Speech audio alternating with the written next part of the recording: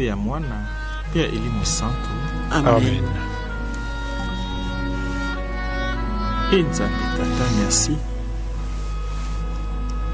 pour ya bilei bia lelo, merci pour ya matea malelo, merci pour ya malongi malelo. Eza mosala ya bato te kasi mosala mwa yo Nzambe po ozali kolakisa kati na bato.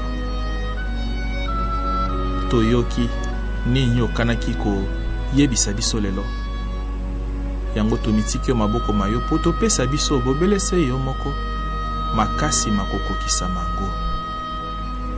Toyebi te tozali baprofeta, salisa biso mokonzi po ete bikela bia biso bizala se bikela malamu, bikela ya bolingo, bikela ya boboto, ya bosolo, ya bosembo, ya bosalisani kati na biso. Benisa moko moko ya biso akoka kosalela ki boprofeta bwa ye bipai biso akozala. Bongo Mama Sainte Maria, yo sambela po ya biso po te tozwa mpiko ya kosalela ki boprofeta bwa biso lokola mwana na Yesu Kristo alakisi biso.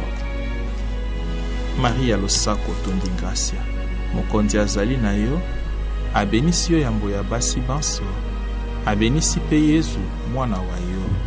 Sainte Maria, mama wa Nzambe, sambela po ya biso basumuki, sikawa mpe ontango ya liwali ya biso. Amen. Okombo ya Tata, pe ya Mwana, pe ya Elimo Santo. Amen.